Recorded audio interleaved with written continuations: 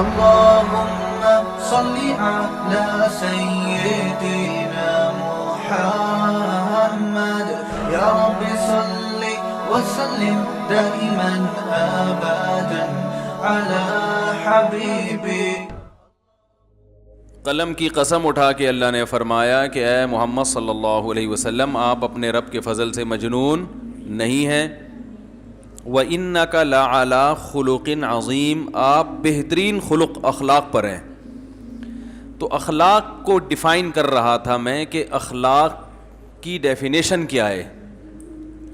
خلق کہتے ہیں وہ نیچر جس پہ انسان کو پیدا کیا گیا.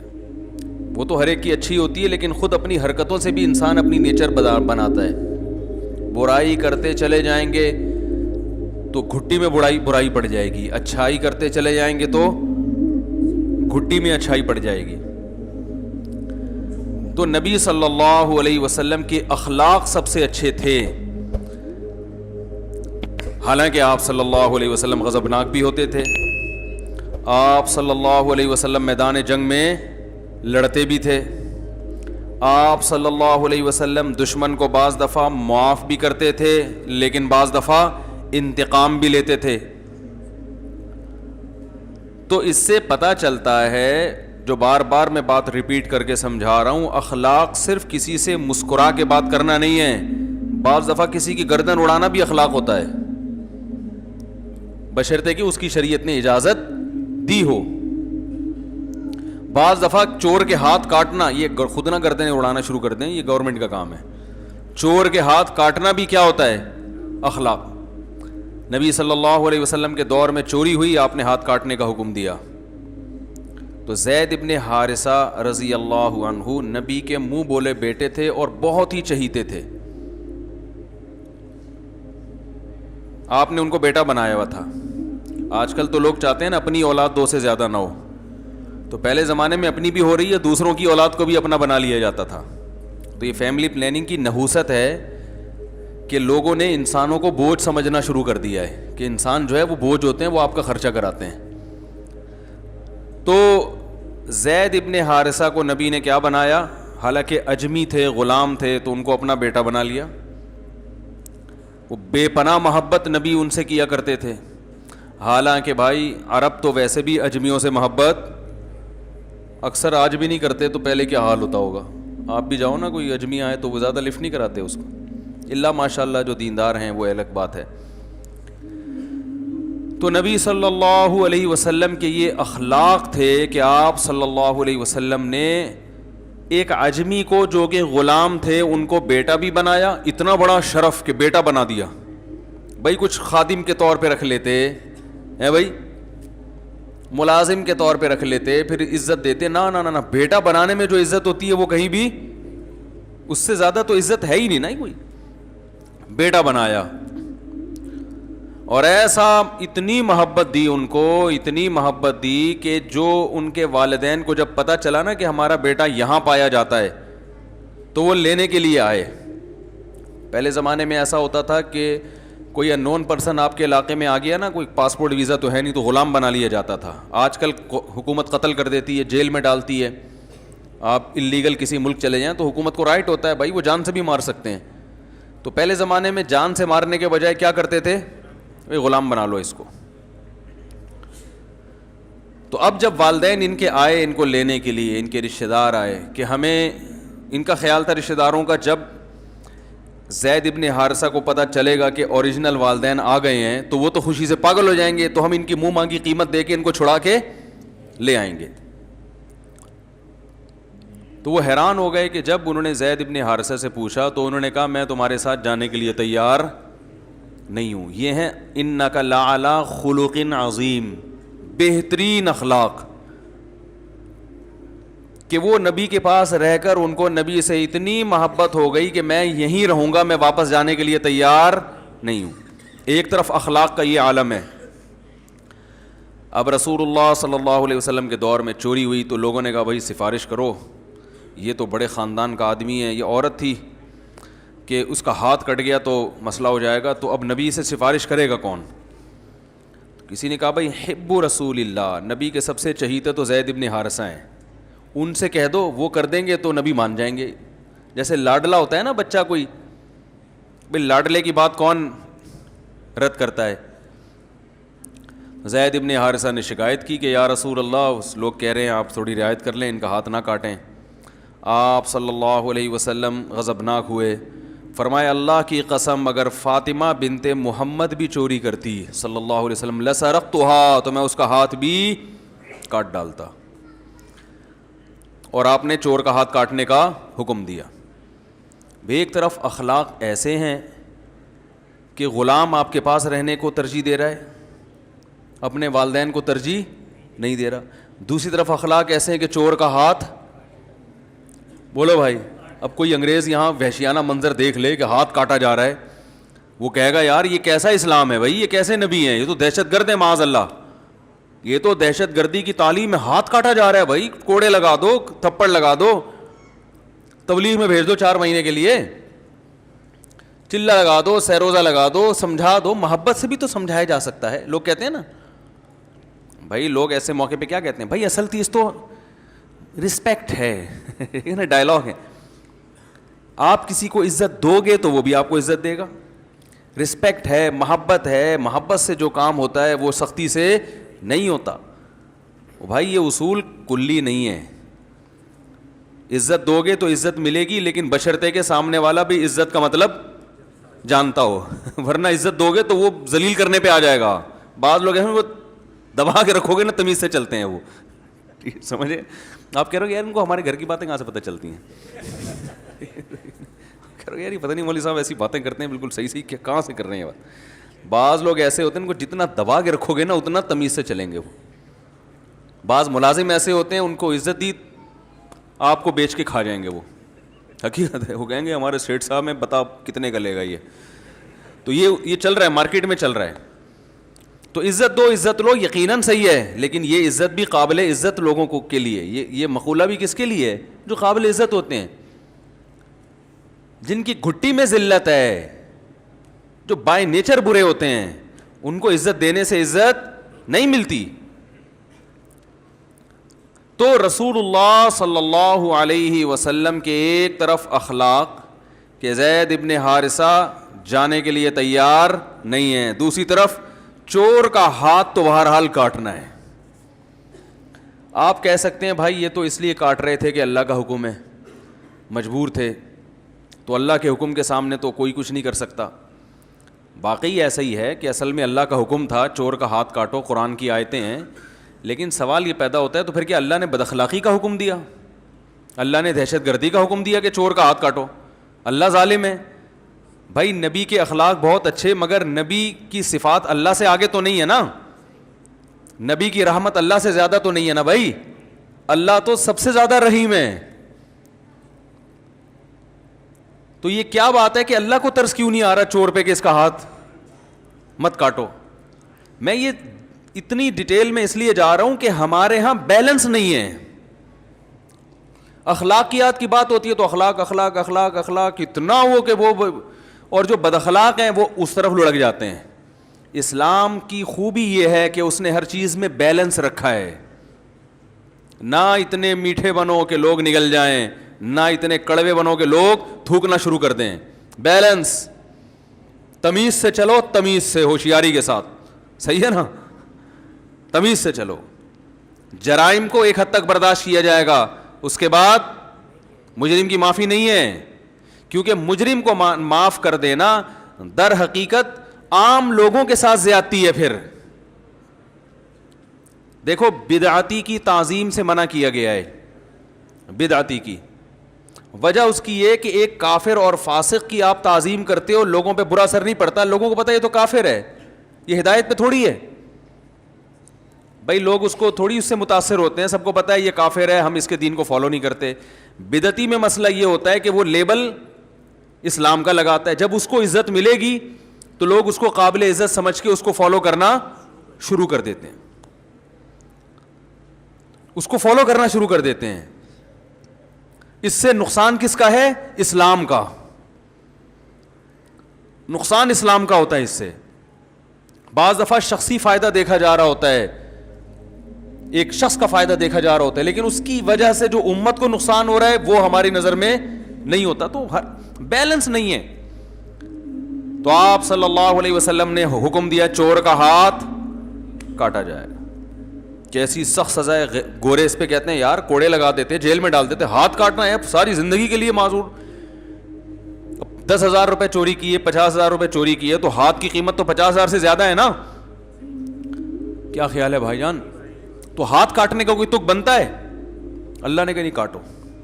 حالانکہ اللہ کہتا ہے جب بھی کوئی کام کرو تو شروع کس سے کرو؟ بسم اللہ الرحمن الرحیم. شروع اللہ کے نام سے جو بڑا مہربان نہایت رحم کرنے والا ہے. سوال پیدا ہوتا ہے اللہ تو بار بار کہہ رہا ہے میں رحمان ہوں, میں رحیم ہوں, اور ہر کام سے پہلے چور کا ہاتھ کاٹنے سے پہلے بھی بسم اللہ الرحمن الرحیم ہے نا. شروع اللہ کے نام سے جو بڑا مہربان اور نہایت رحم کرنے والا. تو چور کہہ گئے اللہ اتنا مہربان ہے تو میرا ہاتھ کیوں کاٹ رہا ہے؟ میں نے تو 20,000 کی چوری کی ہے, ہاتھ تو کروڑوں روپے کا ہے. میں سمجھا پا رہا ہوں اپنی بات؟ سوال سمجھ میں آ رہا ہے کہ نہیں آ رہا؟ آج میرا یہ تیسرا بیان چل رہا ہے, ابھی صبح سے بولے جا رہا ہوں. پہلے جامع میں بیان تھا 1-1.5 گھنٹے کا, پھر وہاں سے نکلے تو پھر ایک مسجد میں بیان تھا, وہ بھی 1.5-1.25-2 گھنٹے کا ہو گیا. تو بول کے پھر مغرب کے بعد ہی بول ہی رہا ہوں, ملاقاتوں کے لیے لوگ آئے. پھر عصر کے بعد ایک صاحب آئے بغیر اطلاع کے, ان کو ڈانٹنے میں کافی توانائی خرچ ہوئی ہے میری. بغیر اطلاع کے آ گئے دروازہ بجانے, اللہ تعالیٰ ان کو جزائے خیر دے. بہرحال بڑے نیک آدمی تھے, لیکن مجھے غصہ آ گیا. میں نے کہا کیا مزاق ہے یار, میں انسان نہیں ہوں, میں گدھا ہوں کیا؟ ایسے میں نے ان سے بات کرنا شروع کر دی کہ یار میں انسان نہیں ہوں, آپ بلا وجہ گھر میں. تو وہ پھر بیچارے داڑھی والے, پھر میں نے ایکسکیوز کیا, ان سے سوری کیا. اب اخلاق کا تقاضا تو یہ تھا کہ میں کہتا آپ بھی تشریف لے آئے ہیں بھائی. مجھے بڑی خوشی ہوئی کہ گھر میں تو میں ٹائم ہی نہیں دے پا رہا, اور نبی صلی اللہ علیہ وسلم کے پاس تو جو بھی آتا تھا آپ بیٹھ جایا کرتے تھے. کوئی بات نہیں, اگر میں مسجد میں آپ کو نہیں ملا تو گھر میں آ کے دروازہ بجا کے مجھے آپ نے کمبل سے باہر نکالا.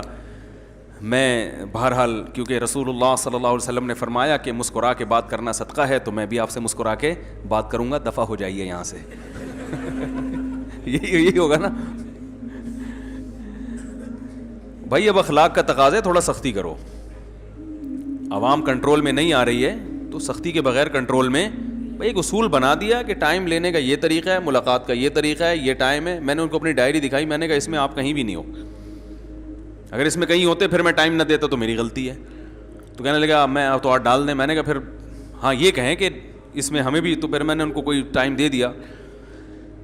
تو اب ہوتا یہ ہے کہ جس آدمی کا دنیا میں ملاقاتوں کے علاوہ کوئی بھی کام ہی نہ ہو, اس کے لیے تو یہ ٹھیک ہے, وہ جتنی ملاقاتیں کرے گا اتنا ثواب اس کو زیادہ ملے گا. بعض لوگ ہم پہ کہتے ہیں تبلیغ والے تو ہر ایک سے ملتے ہیں, آپ کیوں نہیں ملتے؟ او بھائی ان کا تو کام ہی یہی ہے ملیں. وہ تو جتنے زیادہ لوگوں سے ملیں گے اتنا فائدہ ہے ان کو. ان کا تو کام کیا کہ اپنی بات زیادہ سے زیادہ لوگوں تک پہنچانا. یہ تبلیغ کا ایک طریقہ ہے, ایک شعبہ ہے جو انہوں نے اختیار کیا. لیکن صرف یہی تو نہیں ہے نا, دین کی تبلیغ کے اور بھی تو بہت سارے طریقے ہیں. مسائل پہ تحقیق کرنا, حلال و حرام, یہ ریسرچ کرنا, یہ کس کا کام ہے؟ یہ تو علماء کا کام ہے. کتاب پڑھنے کا ٹائم ہی نہیں ملتا. اسی طرح بغیر کتاب جب انسان کچھ پڑھتا نہیں ہے نا تو آہستہ آہستہ اس کا علم کا لیول نیچے آنا شروع ہو جاتا ہے. عوام کے پاس بیٹھنے سے کبھی علم میں اضافہ نہیں ہوتا. جو لوگ سارا دن عوام سے ملاقاتیں کرتے ہیں تو ان کا علم کا لیول نیچے آتا ہے. علم آتا ہے علماء کے پاس بیٹھنے سے, عوام میں تو اس علم کو ڈیلیور کرنا ہے.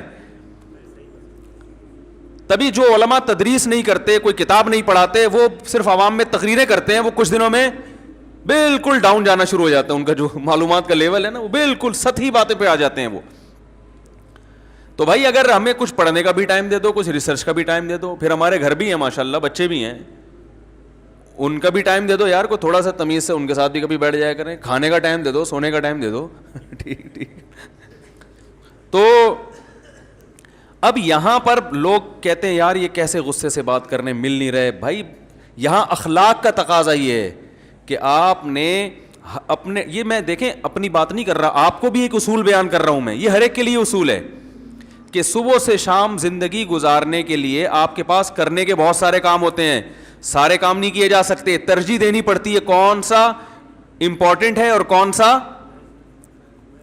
امپورٹنٹ نہیں ہے. پھر امپورٹنٹ میں کون سا موسٹ امپورٹنٹ اور کون سا کم درجے کا امپورٹنٹ. نہیں یاری بات. ٹائم مینجمنٹ میں جو پڑھایا جاتا ہے نا کہ 4 قسم کے کام ہوتے ہیں. ایک وہ جو اہم بھی ہے ارجنٹ بھی ہے, دوسرا وہ جو اہم ہے ارجنٹ نہیں ہے, تیسرا وہ جو ارجنٹ ہے اہم نہیں ہے, چوتھا وہ جو نہ ارجنٹ ہے نہ اہم ہے. بھائی بات آ رہی ہے سمجھ میں؟ بھائی 4 قسم کے, جب دن بھر جتنے کام کرتے ہیں وہ 4 حصوں میں ڈیوائڈ ہوتے ہیں, اہم اور ارجنٹ. اہم کا مطلب, اب اہم کی ڈیفینیشن بڑی مشکل ہے. اہم کام کون سا ہوتا ہے, یہ بڑی اہم. دیکھو آپ کسی سے پوچھو نا اہم کام کسی کہتے ہیں, بہت اہم بات ہے, آپ اس کو سمجھ میں آ جائے تو زندگی بن جائے گی انشاءاللہ. اہم کام کی ڈیفینیشن کیا ہے, آپ کسی سے پوچھیں اہم کسے کہتے ہیں, اس کو نہیں پتا ہوگا. وہ کہے گا جو بہت اہم ہو. وہ کیا کہے گا, جو ویری امپورٹنٹ. اور بھائی تو انگلش میں اہم کو امپورٹنٹ کہتے ہیں, اردو میں اہم کہتے ہیں, عربی میں اہم کہتے ہیں. تو یہ تو نیا ہوا ہے نا. ڈیفینیشن کیا کہہ رہے, جو میرے لیے بہت اہم ہو. او بھائی کیا ہے تیرے لیے, کیا اہم ہے؟ کہہ رہے ہیں بھائی مختلف وقتوں میں کبھی کھانا اہم ہے, کبھی واش روم میں جانا اہم ہے. تو یاد رکھو اہم کی ڈیفینیشن یہ ہے کہ آپ کا کوئی ویژن ہوتا ہے نا, جو چیز آپ کو آپ کے ویژن کی طرف لے جانے والی ہے, ہر وہ کام جو آپ کو آپ کے ویژن کی طرف لے جانے والا ہے وہ اہم ہے, اور جو کام آپ کو آپ کے ویژن سے دور کر رہا ہے وہ غیر اہم ہے. آپ کا ویژن ہے لاہور پہنچنا, کراچی سے آپ ٹرین میں بیٹھے یا گاڑی میں بیٹھے کہاں جا رہے ہیں, ویژن کیا ہے, منزل کیا ہے, لاہور. تو پھر آپ کے لیے لاہور کا ٹکٹ کرانا ٹرین کا یا جہاز کا یا بس کا یہ اہم ہے. سمجھ میں آ رہی ہے بات؟ اور ایک آدمی جس نے جانا کوئٹہ ہے, اس کے لیے لاہور کا ٹکٹ کرانا یا آپ کے ٹکٹ میں دلچسپی لینا کہ کہاں کا تو کہاں جا رہا ہے یا اس میں دلچسپی لینا تو نے کہاں کا ٹکٹ کرایا, کتنے کا کرایا, یہ کیا ہے؟ ٹائم ویسٹنگ ہے نا, غیر اہم ہے. او بھائی تو نے جدھر جانا ہے تو ادھر کی فکر کرنا. کیا خیال ہے؟ تو ہر آدمی کا ایک ویژن ہوتا ہے, ایک ہدف ہوتا ہے, میں نے یہاں پہنچنا ہے. تو ہر وہ چیز جو اس کو ہدف تک پہنچانے والی ہوگی وہ کیا کہلائے گی, اہم کہلائے گی. جو اس کے ہدف سے روکنے والی ہوگی وہ غیر اہم, یا ہدف تک نہ پہنچائے, روکنے والی بھی نہ ہو, وہ سب غیر اہم ہے. اور ارجنٹ کا مطلب یہ ہوتا ہے کہ بھائی ابھی نہیں ہوا تو بعد میں نہیں ہوگا, ابھی نہیں ہوا تو بعد میں, یہ میں دیسی سٹائل میں سمجھا رہا ہوں, ابھی نہیں ہوا تو بعد میں نہیں ہو سکتا. ہم یہ کہتے ہیں کہ جو کام ابھی نہیں ہوا بعد میں نہیں ہو سکتا, لہذا کر لو ابھی. تو بھائی اگر بعد میں نہیں ہوا تو کیا ہو جائے گا, یہ دیکھو کہ اہم بھی ہے یا نہیں ہے. سمجھ آ رہی ہے بات؟ بھائی جو کام ابھی نہیں ہوا, جیسے گٹکے کی دکان بند ہو جائے گی, ابھی نہیں ملا تو بند ہونے دو. یہ آپ کے لیے ارجنٹ تو ہے لیکن امپورٹنٹ, بولو لا بھائی, نہیں ہے. تو ہم ارجنسی کو دیکھ رہے ہوتے ہیں کہ یار ابھی نہیں ہوا تو بعد میں نہیں ہوگا تو بس کر لو. بھائی ابھی نہیں ہوا تو بعد میں نہیں ہوگا یہ نہ دیکھو, یہ دیکھو یہ کرنے کا کام ہے بھی کہ نہیں, امپورٹنٹ بھی ہے یا نہیں ہے. پھر امپورٹنٹ میں یہ دیکھو کہ جو ارجنٹ ہے ان کو پہلے نمٹاؤ, جو ارجنٹ نہیں ہے ان کو بعد میں نمٹا دو, اور جو ارجنٹ بھی نہیں ہے امپورٹنٹ بھی نہیں ہے ان کو ایک طرف رکھو. تو اب اس اصول پر پھر جو امپورٹنٹ ہے اس میں موسٹ امپورٹنٹ کون سا ہے. تو دیکھو ہمارا بھی ایک ہدف ہے, ایک ویژن ہے, ایک ہدف ہم نے بنایا ہے, بھائی یہ بھی پڑھنا ہے, یہ پڑھانا ہے, یہ اسٹوڈیو کے لیے یہ مسائل ریکارڈ کروانے. اختلافی مسائل میں نے کہا تھا ریکارڈ کرواؤں گا, ان کے مجھے ٹائم ہی نہیں مل رہا. بہت سارے اختلافی مسائل ہیں جن میں بڑا امت میں فرقواریت پھیلائی گئی ہے. میں نے کہا ایک ایک حدیث کو سامنے رکھ کر پورا حوالہ, کتاب لے کے بیٹھو, دروازہ بجا رہا ہے کوئی, جی وہ مسئلہ یہ ہے کہ جی وہ میں آپ سے بہت ضروری کام سے ملنے آیا ہوں. بھائی جان میں نہیں مل سکتا. نہیں آپ نے تو ملنا ہے. بھائی دیکھیں اب مسئلہ یہ ہوتا ہے, دوسرے علماء جتنے ہیں ان کا تو لوگوں کو پتہ ہی نہیں ہوتا وہ ہیں کہاں. میں تو رہتا ہوں بھائی یہاں پہ, تو سب کو پتہ ہے یہ ان کا گھر ہے, یہ والا ہے, پتہ نہیں, یہ تھوڑے سے کنفیوز ہوتے ہیں کہ یہ والا ہے کہ وہ والا ہے. تو وہ کنفیوژن 2-3 دن کی تحقیق میں دور ہو جاتی ہے نا ان کی. تو پھر وہ دروازہ بجا کے وہ پھر پکڑائی میں آ جاتے ہیں ہم لوگ. تو اب اصول یہ ہے کہ دیکھو اپنا بھی یہ اصول بنائیں. دیکھو میں نے ابھی سعید انور کو فون کیا ایک شادی میں دعوت کے لیے, پرسوں کی بات ہے. ہمارے ایک دوست ہیں, ان کے بیٹے کا ولیمہ ہے. تو میں نے سعید انور کو فون کیا, میں نے کہا وہ سفارش کر رہے ہیں میرے ذریعے سے آپ ان کی دعوت میں آ جائیں. انہوں نے کہا میں 9 بجے کے بعد سو جاتا ہوں, زمین آسمان ادھر سو جائے میں نہیں جاتا. اللہ یہ کہ کوئی قریبی رشتہ دار ہو جس کی رشتہ داری ٹوٹنے کا خطرہ ہو. تو مجھے غصہ آنا چاہیے تھا. کیا خیال ہے؟ مجھے آنا چاہیے یار میں مفتی طارق مسعود آپ کو بول رہا ہوں آپ ولیمے میں آؤ یار, اور آپ بول رہے ہو میں سو جاتا ہوں. میں نے نا ایسے ویلڈن 3-4 انگوٹھے بھیج دیے. میں نے کہا یہ ہٹو بچوں آدمی ہے. زندہ آباد ایسا ہی ہونا چاہیے انسان کو, ورنہ دنیا میں کسی کام کا جو بھی جہاں اٹھا کے جا رہا ہے 3 بجے لے جا رہا ہے پراٹھے کھلانے کے لیے, 3 بجے نکل لیے, اس کے ساتھ 4 بجے لے جا رہا ہے کہ جی دوستی یاری میں تو چاروں دوستوں کو خوش کرتے رہو, ایک دھماکے کے ساتھ پھٹ کے ہلاک ہو جاؤ کچھ دنوں کے بعد. یہی ہوگا نا. جو 12 بجے ولیمہ کھائے گا اور کھا بھی کیا رہا ہے, نان قورمے کے ساتھ, گھی پورا جمنے والا نسوں میں. اس وقت تو دال چاول بھی کھاؤ گے تو ہضم نہیں ہوگا 12 بجے, اور آپ نان جو ہے نا میدے کا بنا ہوا نان وہ قورمے میں, یا بریانی گھی والی وہ پھر بیف کی اور اس میں چربی اور اس میں یہ ساری چیزیں 12 بجے کھا کے گھر آتے ہی سو جاؤ گے, تو وہ جو دوست ہے وہ تو خوش ہو جائے گا ماشاءاللہ ولیمے میں انہوں نے شرکت کی, جی السلام علیکم. تھوڑے دنوں میں جب ایمبولینس جو ہے نا وہ ٹینی نانا کرتے ہوئے آپ کو لے کے جا رہی ہوگی نا, تو وہ دوست کچھ بھی نہیں کرے گا آپ کے لیے. وہ یہ بھی نہیں کہے گا یار یہ میری دعوت کھانے سے اس کا یہ حشر ہوا ہے. صحیح ہے نا. تو میں نے کہا آدمی ایسا ہی ہونا چاہیے بھائی. ایک اصول بنا دیا 9 بجے کے بعد ہم کہیں نہیں جاتے. انہوں نے کہا میں نہیں جاتا 9 بجے کے بعد, الا یہ کہ رشتہ داری تو پھر ایک الگ چیز ہے. کوئی قریبی بہت ہی رشتہ ہو جو رشتہ داری ٹوٹنے کا خطرہ ہو پھر ایک الگ بات ہے, نہیں جاتے. تو میں ناراض نہیں ہوا, میں نے کہا ایسا ہی ہونا چاہیے بھائی. ایسے ہی بندے مارکیٹ سے کیا ہیں, شارٹ ہیں. اگر سب یہ کرنا شروع ہو جائیں تو لوگ اپنے ولیمے کی سیٹنگ چینج کر دیں گے. بھائی 9 بجے 8 بجے کھانا ہوگا, صحیح ہے نا, کیونکہ کوئی آتا ہی نہیں 9 کے بعد, یا دوپہر کو. انہوں نے کہا اگر کوئی میرا بہت ہی چہیتا ہے نا جو چاہتا ہے کہ سعید انور نے لازمی آنا ہے, تو پھر وہ دوپہر کو ولیمہ کرتا ہے میرے لیے کہ یار سعید انور کو لازمی بلانا ہے, ہم ولیمہ کب کریں گے, دوپہر کو کریں گے. میں نے کہا یار یہ ہٹو بچوں ہو گیا استاد. لیکن مصیبت ہمارے ساتھ یہی ہے کہ ہم اخلاق کے مارے ہوئے ہیں نا.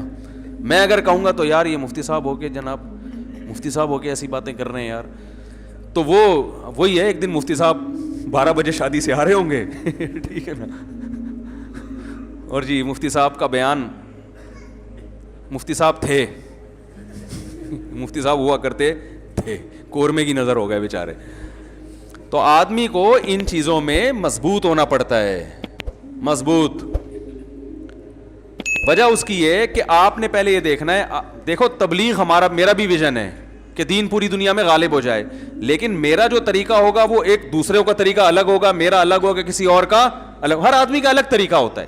کسی کا طریقہ یہ کہ اس نے لوگوں سے مل کے سب کو سمجھانا ہے, تو اس کے لیے تو جتنی وہ تو چاہیے کہ جو نہیں ملاقات کر رہا اس کے گھر پہ جا کے نکالے, بھائی جان کیوں نہیں ملاقات کر رہے آپ, اور وہ بالکل ٹھیک ہے ان کے لیے.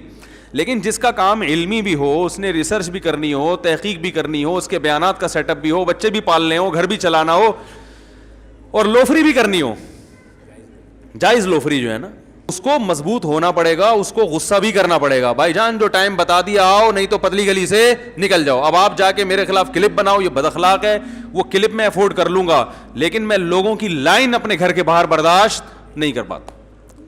میں تو ایک دفعہ کئی سال پہلے بیمار ہو گیا تھا, اور اپنی حماقت سے بیمار ہوا تھا. تو کئی سالوں کے بعد نا, میرا خیال ہے 25-30 سال کے بعد مجھے کوئی بخار ہوا ہوگا. اللہ نے الحمدللہ مجھے اس سے بچپن میں ڈاکٹر اچھا مل گیا تھا, وہ اینٹی بایوٹک نہیں کھلاتے تھے, تو ریزسٹنٹ پاور بڑھ گئی تھی نا, بخار نہیں ہوتا تھا, بڑی بڑی بیماریاں آتی ہیں لوگوں, مجھے نہیں الحمدللہ ہوتا. تو وہ ہو گیا, تو میں بیمار پڑ گیا. میں نے لوگوں سے بتایا کسی کو بتانا نہیں کہ میری طبیعت خراب ہے, کیونکہ پھر جو لوگ محبت میں آتے ہیں نا عیادت کے لیے, بیٹھے رہیں گے, ابے جاؤ نا, جا کے کام کرو یار اپنا, یار بھائی جاؤ یار, کیوں دروازے بجا کے خیریت پوچھ رہے ہو. جو بہت ہی قریبی, جس سے انسان بے تکلف ہوتا ہے, خوب اچھی گپ شپ ہو, ابے تبے سے بات کرتا ہے, وہ تو ٹھیک ہے, آئے بیٹھے گپ شپ لگائے. ہر آدمی ادھر سے بھی فون, ادھر سے بھی فون, ادھر سے بھی فون. حتیٰ کہ اللہ تعالیٰ میری والدہ کی مغفرت فرمائے, 2 سال پہلے ان کا انتقال ہوا. میں نے کسی کو کانوں کان خبر بھی نہیں ہونے دی. بیمار تھی 2 سال سے بیڈ پہ تھی, نہیں خبر ہونے دی. انتقال ہوا, اللہ ان کی مغفرت فرمائے. جو ہم ٹوٹی پھوٹی خدمت کر سکتے تھے کہ ہمیں افسوس ہوا, آنسو بہے ہمارے. ماں تو ماں ہوتی ہے, آپ کو پتہ ہے, اس کا تو کوئی آلٹرنیٹ. گھوڑا ایک پہاڑ گرا تھا غم کا, چپکے سے ان کو لے جا کے میں نے دفنایا. یہاں بھی منع کر دیا, اعلان نہیں کرنا بھائی, میں نہیں برداشت کر سکتا.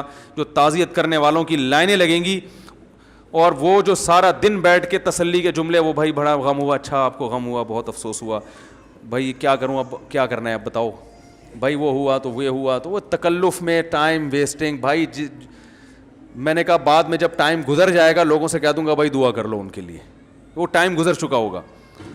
تو اب پتہ نہیں میں نے صحیح کیا غلط کیا, یہ تو علماء ہی بتائیں گے. مجھے ایسا لگ رہا تھا میں نے صحیح کیا کہ بھائی میں نہیں برداشت کر سکتا لوگوں کا ہجوم اور لوگوں کی جو فون اور کالیں اور تعزیت کے پیغامات, اتنی بھرمار ہوتی ہے کہ کسی کام کا نہیں رہتا انسان.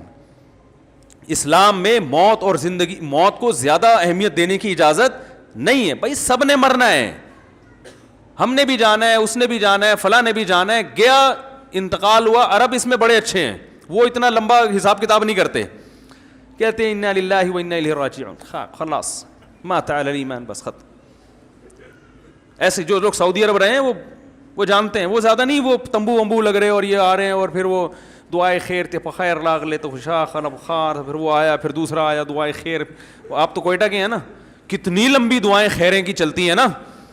جو جس کو تعزیت کے لیے آتے ہیں نا وہ بیچارہ سارا دن ہاتھ اٹھا کے پھر گراتا ہے, پھر دوسرا آیا ہاتھ اٹھا دعائے خیر دخال واللہ خوش جوڑ توڑو خال بس, پھر نیچے, پھر دوسرا آیا دعائے خیر ہو گئے, چلو بھائی دعائے خیر کرو یار, تم بھی دعا کر لو یار. پھر نیچے, پھر ایک بندہ آیا ماموں آئے ملنے کے لیے, چلو دعائے خیر. 3 دن تک وہ ہاتھ اٹھانا گرانا, پھر وہ اخلاص سے دعا ہوتی نہیں ہے. وہ میت کے لواحق میں کہہ رہے ہیں چلو بھائی اب پھر سے کر لیتے ہیں, کیا کریں, اللہ کرے ہو سکتا ہے یہ 50ویں مرتبہ میں مغفرت ہو جائے. ہیں بھائی سب ایک رسم ہے, اس لیے وہاں کے پی کے علماء بھی اس کو جائز نہیں سمجھتے. کسی سے بھی فتویٰ لے لیں آپ, پنجاب میں بھی ایسا ہوتا ہے. پنجاب میں کیا ہوتا ہے کہ رونے کے پروگرام چل رہے ہوتے ہیں باقاعدہ. میت ہو گئی, سب نہیں ہے, سب پنجاب والوں کی سب کی بات نہیں کر رہا, بہت سی جگہوں پہ رونے کے باقاعدہ کیا ہوتے ہیں پروگرام. اب وہ بیٹی آئی ہے امریکہ سے, وہ پہلے پھوٹ پھوٹ کے روئے گی. وہ جہاز میں آ رہی ہے آرام سے نا, آرام سے سکون سے. میں نے خود دیکھا یہ منظر, جہاز میں آئی آرام سے جناب, ایئرپورٹ پہ ٹیکسی میں بھی آرام سے, بڑے آرام سے تمیز سے آتے آتے, جیسے ہی میت کی کسی لواحقین میں سے کسی میں, وہیں سے اسپیڈ شروع. مقابلے ہوتے ہیں, جو زیادہ رو رہا ہے اس کو زیادہ محبت ہے, جو چپ بیٹھا ہوا ہے اس پہ ابد کیا تجھے محبت نہیں ہے کیا. رونے کے کیا چلتے ہیں مقابلے چل رہے ہوتے ہیں. نہیں رو تو اس کا مطلب ہے آپ کو تو محبت ہی نہیں تھی ابا سے. ایک خاتون کے میاں مر گئے, سچا واقعہ ہے, میرے پاس فون آیا, ہمارے کو ریلیٹو تھیں, پھوٹ پھوٹ کے رو رہی ہیں کہ میرے میاں مر گئے, ہائے میں بیوہ ہو گئی. اوف, ایسی انہوں نے روئی ہیں کہ جو بھی فون سنے گا وہ بھی بیچارہ پھوٹ پھوٹ کے رونا شروع کر دے. تو چونکہ ہمارے اب کیا زیادہ ڈیٹیل میں نہیں جانا چاہیے, تو ہم لوگ جب ان سے ملنے کے لیے گئے تو بالکل فٹ فاٹ.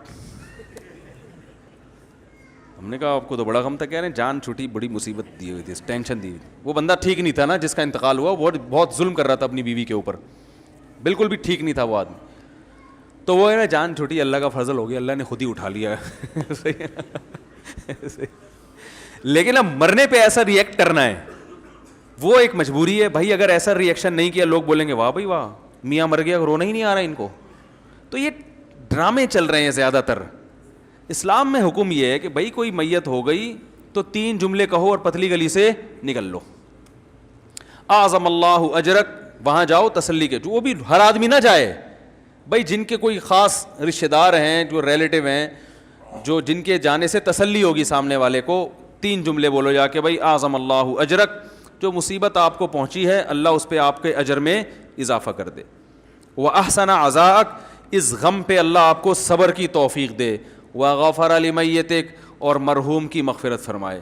3 جملے کہے, 2-4 اور تسلی کی بات کریں اور پتلی گلی سے بولو بھائی نکل لیں. وہیں تمبو میں دھرنا مار کے مت بیٹھیں آپ, وہاں بیٹھ جاتے ہیں. اب اس کے لیے دودھ پتی آ رہی ہے, پھر چائے آ رہی ہے, پھر پانی آ رہا ہے. وہ میت کے رشتہ داروں بیچارے وہ کہتے ہیں یہ مرنا اتنی بڑی ٹینشن نہیں تھا جتنا یہ جو تعزیت کے لیے آنے والے یہ اس سے بڑی ٹینشن بن چکے ہیں. اور پھر بھی ہمارے ہاں تو اسلام کی برکت ہے, برداشت کی حد تک ٹینشن ہوتی ہے, ڈپریشن میں جاتا ہے, مرتا نہیں آدمی. جو غیر مسلم ہے نا ان کے ہاں تو میت اتنی بڑی ٹینشن دے کے جاتی ہے دنیا سے کہ ان کے 2 ہفتے کے پروگرام چلتے ہیں میت کی تعریفوں کے الگ. اس وقت دفناتے نہیں ہیں اس وقت تک.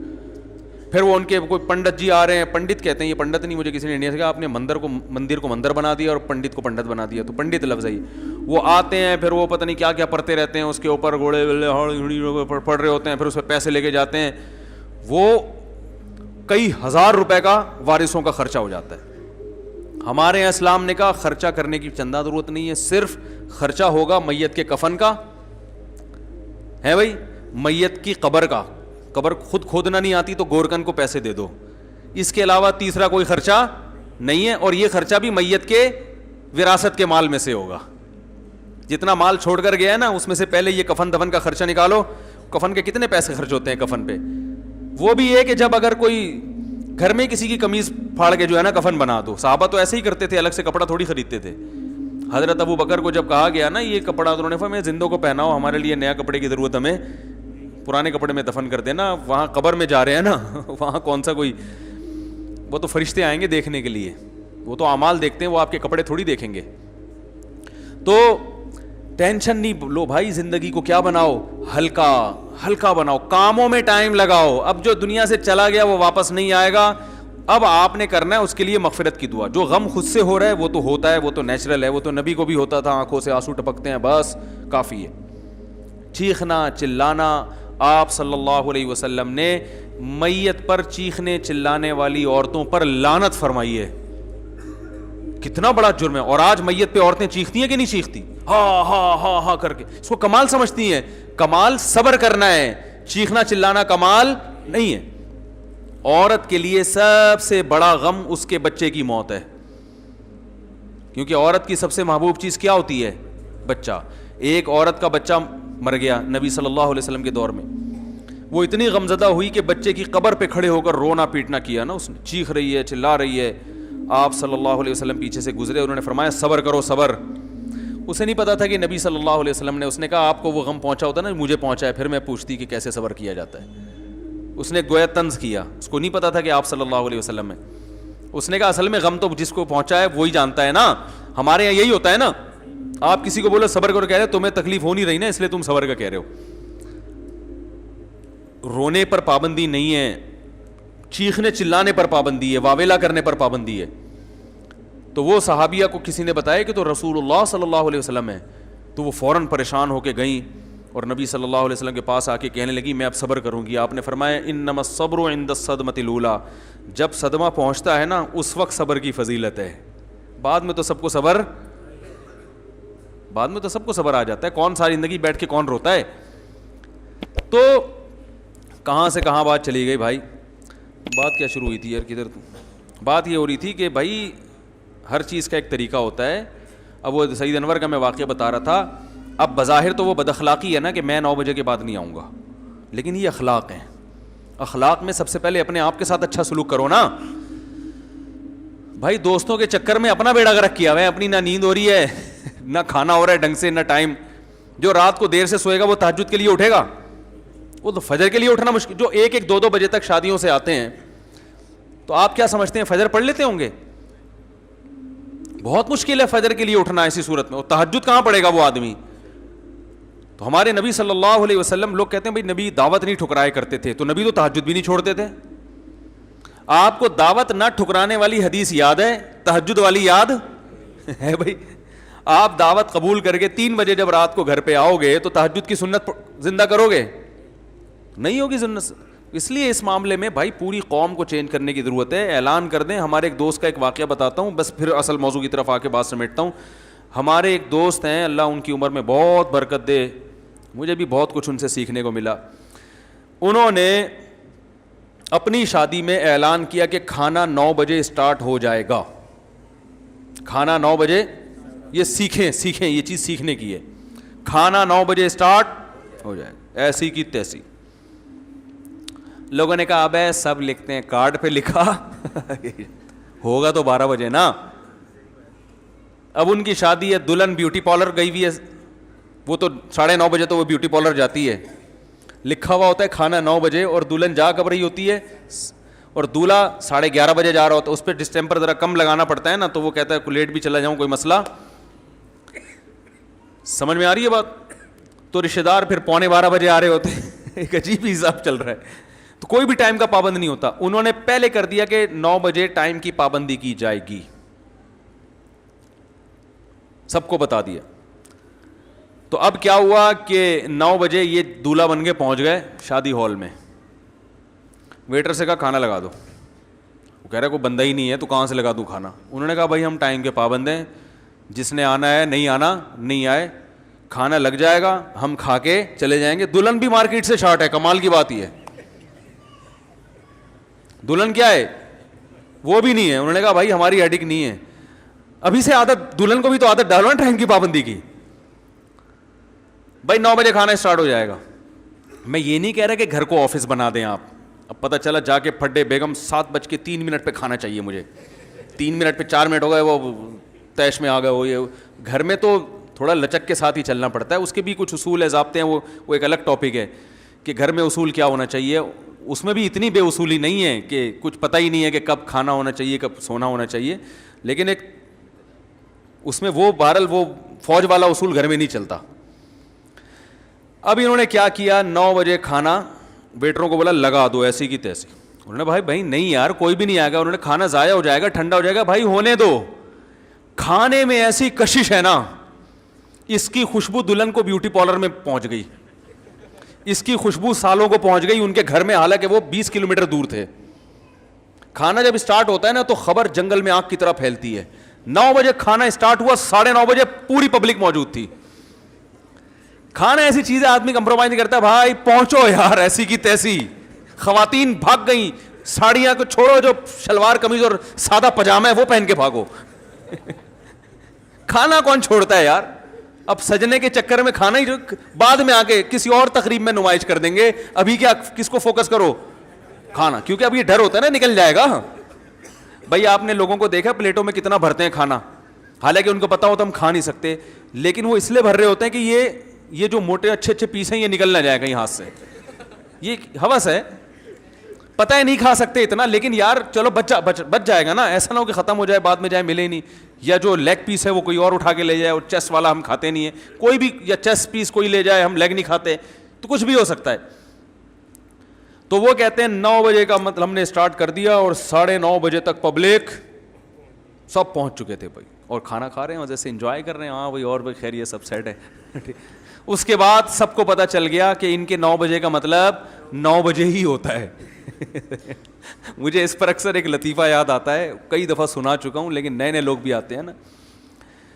ایک آدمی نے کسی کو دعوت دی, یار کبھی ہمارے غریب خانے میں بھی دال روٹی کھا لیا کرو. تو اکثر لوگ کیسے کہتے ہیں نا ہماری بھی دال, مطلب تو یہ ہوتا ہے جب گھر میں آؤ گے تو اچھا کھلائیں گے نا بھائی, قورمہ کھلائیں گے, بریانی کھلائیں گے, کوئی اچھی چیز کھلائیں گے. لیکن تواضع میں لوگ کہتے ہیں غریب خانے میں دال, کبھی ہماری بھی دال روٹی کھا لیا کرو یار. تو اس چکر میں چلا گیا, یار بھائی دال روٹی کہہ رہا ہے لیکن کھلائے گا تو قورمہ بریانی. چلا گیا وہاں جا کے دیکھا دال روٹی رکھی ہوئی ہے.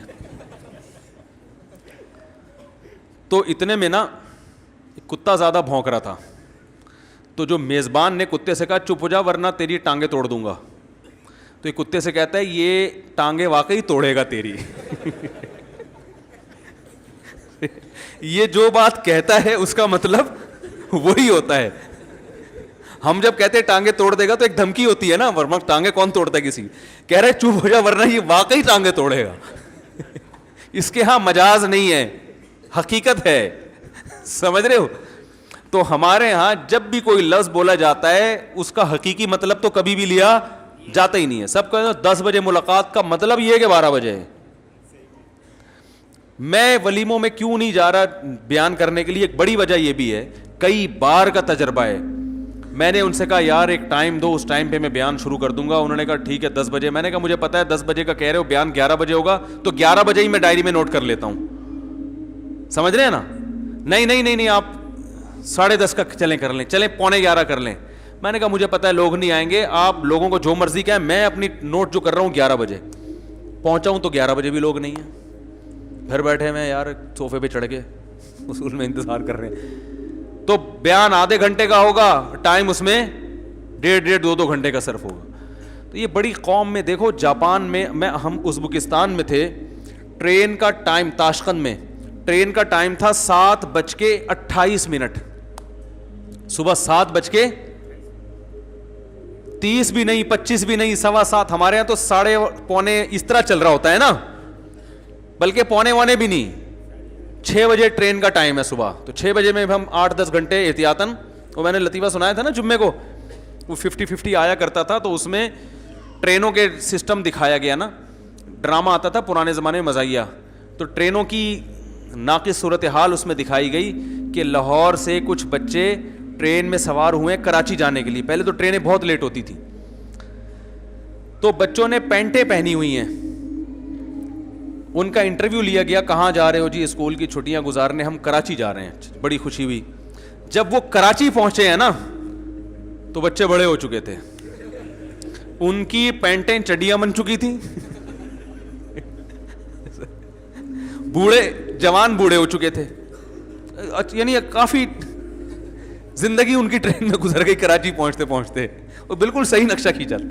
اور پھر اس میں دکھایا کہ ایک بوڑھا ہے, جو جوان ہے نا بوڑھا ہو گیا تھا, وہ انتظار میں کہ کراچی کب آئے گا, بوڑھا ہو گیا, لیکن بیچارے کو جب پتہ چلا کراچی آئے تو اس نے کھڑکی سے ہاتھ باہر نکالا, کراچی آ گیا؟ ہاں جی. ایک اور مر گیا. یعنی اس کی زندگی پوری ہو چکی. یہ ٹائم کی پابندی کا حال ہے ہمارے یہاں. بیٹھ جاؤ تو چلتی نہیں ہے, چل رہی ہے تو پھر وہ پتہ نہیں کب کہاں رک جائے. ٹھیک ہے نا, کیوں رکی ہے بھائی, کیا کر, کیوں رکی ہے یہاں پہ, کوئی وجہ تو بتاؤ. تو انجن آ رہا ہے, انجن جا رہا ہے, فیصل آباد سے انجن آ رہا ہے, خالوان سے انجن آ رہا ہے, پتہ ہی نہیں کیا ہو رہا ہے, کون آ رہا ہے, کون جا رہا ہے. بیٹھ گئے, اللہ توکل پہ پہنچ جاؤ گے آپ, کہ کسی بھی دن پہنچ سکتے ہو بس آپ. ٹھیک ہے. تو یہ تو ہم سب کا المیہ ہے, ٹائم کی پابندی نہ کرنا. اس میں انسان ہے, اونچ نیچ ہو جاتی ہے, لیکن ایک حد ہونی چاہیے نا. تو کہاں سے کہاں, تو میں یہ کہہ رہا تھا کہ اب وہ اخلاق سے کام لیتے کہ 9 بجے ہے تو ایکچولی لوگوں کو بھاگنے میں ٹینشن ہوگی, 9 بجے میں اگر پبلک آئی تو کوئی کسی کو کھڈے میں نہ گر جائے, کوئی گٹر کے ڈھکن کہیں کھلا ہوا ہو وہ گر گیا. تو نبی نے تو اخلاق سکھائے ہیں, برداشت سکھائی ہے, تو ساری زندگی اخلاق اور برداشت میں ہی گزرتی.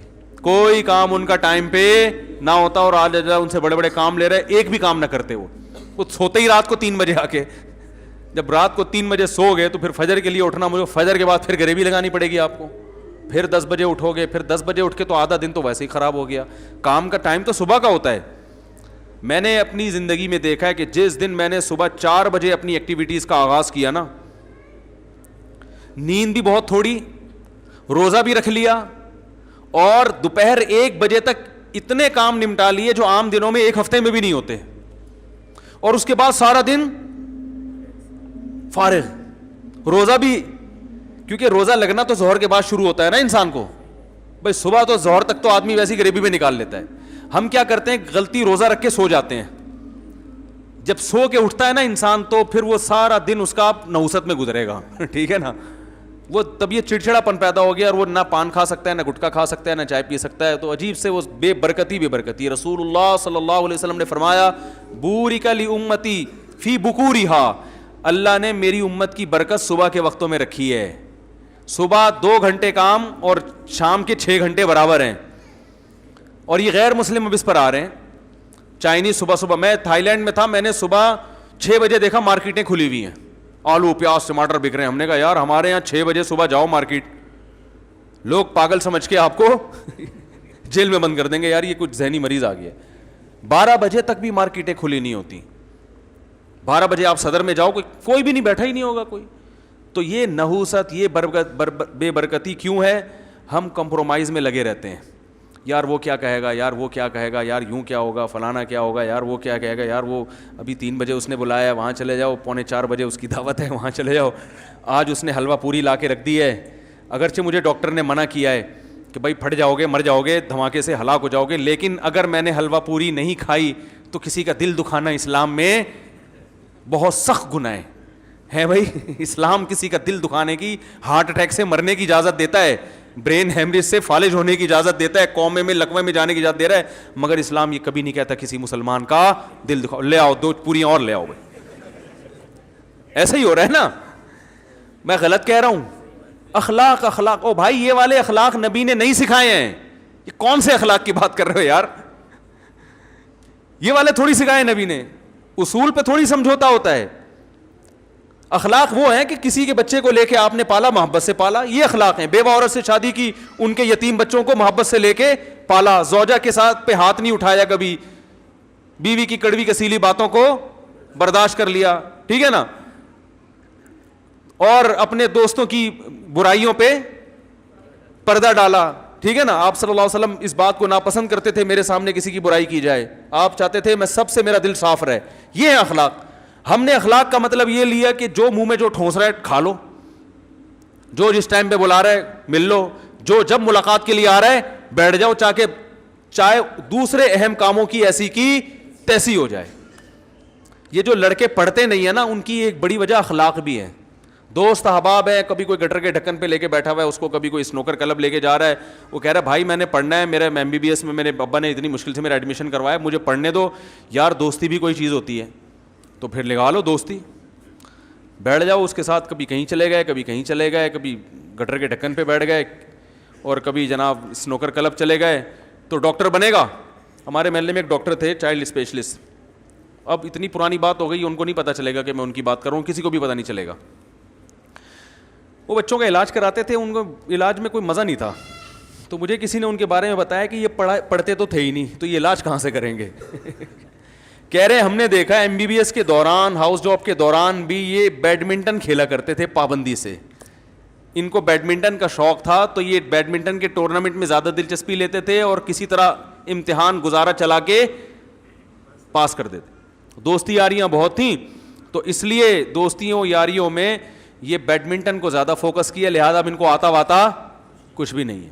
اور پھر بھی پڑھنے کا ذوق نہیں ہے کہ چلو اس وقت نہیں پڑھا تو اب پڑھ لو, تو کبھی کوئی ہاتھ میں ان کی کتاب نہیں دیکھی ہم نے, اس وقت بھی ان کے وہی شوق. تو یہ میں بھی لوفری کو جائز کہتا ہوں, مگر ایک حد تک نا لمیٹڈ ہونی چاہیے نا, یہ بھائی لمٹ ہونی چاہیے نا اس کی. یہ تھوڑی کہ چٹنی زیادہ ہے اور کھانا کم ہے, چٹنی تو کھانے کو ٹیسٹ کے لیے ہوتی ہے. تو اب کیا ہے کہ ہمارے حضرت جب ہم طالب علم تھے نا, ہم جب پڑھا کرتے تھے تو ہمارے شیخ حضرت مفتی رشید احمد صاحب رحمہ اللہ نے دوستیوں پہ پابندی لگائی ہوئی تھی ہم پہ. ہمارے اساتذہ نے بھی کسی سے دوستی لگانے کی اجازت بولو بھائی نہیں. ہم کالج سے آئے تھے نئے, ہم نے کہا یار یہ تو نبی کے اخلاق نہیں ہے. اسلام تو کہتا ہے دوستی ہونی چاہیے, تعلقات ہونے چاہیے. یہ کہہ رہے ہیں کہ دوستی پر کیا ہے, بولو نا, پابندی. اور فرماتے تھے کہ نہ کسی سے دشمنی کرو نہ کسی سے دوستی. تو بھائی کیسے ملے بھائی, فرمایا کوئی بندہ آتا ہے ملنے کے لیے, السلام علیکم, وعلیکم السلام, بھائی خیریت, چائے وائے کھانا پینا, اچھا نہیں چلو ٹھیک ہے بس وہاں بیٹھے ہیں آپ کے, ہم پڑھ رہے ہیں اپنا آرام سے. اس سے زیادہ فری ہونے کی کسی سے اجازت, وجہ اس کی بھائی آپ پڑھنے کے لیے آئے ہو. دوستیاں لگانے میں نقصان کیا ہے کہ جب دوستی ہوگی تو نبھانی بھی پڑے گی.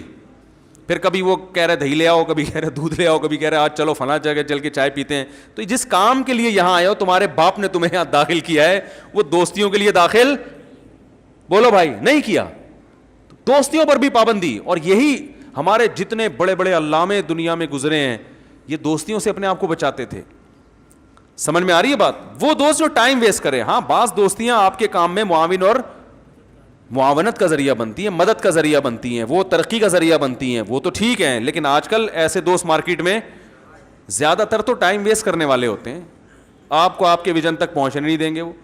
وہ دوستی جو آپ کی ترقی کا ذریعہ بنے, اس کا ویژن بھی وہی ہو جو آپ کا ویژن ہے, وہ دوستی تو اچھی چیز ہے. اس کے علاوہ رشتہ داروں کے ساتھ تو انسان بنا کے رکھے, دوستوں کو زیادہ, معذرت آپ لوگ کے بھی ایک دو دوست بیٹھے ہوئے ہوں گے سب کے ایک دوسرے کے, تو زیادہ فری کرانے کی ضرورت نہیں. ہاں میں نے بتایا وہ دوستی جو دین میں معاونت بنے. اچھا اس میں ایک بات میں یہ بتا دوں, بعض لوگ ایسے ہوتے ہیں کہ وہ میرا بیان سن کے اچھے دوست کو بھی کاٹ دیں گے, دوست لیس ہو جائیں گے, تو پھر وہ اور کوئی ایکٹیویٹی ہے نہیں, تو پھر ان کا خطرہ ہوتا ہے کہ اچھی دوستی کاٹ کے بری دوستیوں میں نہ پڑ جائیں. تو some thing is better than nothing کے طور پر ہم کو کہتے ہیں کہ یار ایسا نہ ہو کہ چرس اور سٹے والوں کے ساتھ جا کے بیٹھنا شروع کر دو, تو تمہارا دوست اگر شراب نہیں پیتا, کوئی اتنی بری بات تو چلاتے رہو, ٹائم ہی ویسٹ کر رہا ہے نا. کیونکہ اگر تم نے اس سے دوستی چھوڑ دی تو پھر اتنا تم نیک تو ہونی کہ کتاب لے کے بیٹھ جاؤ ہیں, سیرت پہ کتابیں پڑھنا, تم پھر گٹر کے ڈھکن پہ جا کے بیٹھنا شروع کر دو گے لڑکوں کے ساتھ. اور ٹائم تو ہر چیز ہر ایک کے لیے نہیں ہوتی. تو رسول اللہ صلی اللہ علیہ وسلم کے اخلاق کیا ہیں؟ چور کا ہاتھ کاٹنا. زانی کے بارے میں اخلاق کیا ہیں؟ بولو بھائی 100 کوڑے لگائے جائیں گے کھلے عام. شرابی کے بارے میں اسلام کی سزا کیا ہے؟ کھلے عام 80 کوڑے مارو اس کو, کم بخت کو, ٹھیک ہے نا. اگر پکڑا گیا نا بدبو منہ سے آ رہی ہے اور آپ نہ ماریں, اسلامی حکومت کا کام ہے یہ.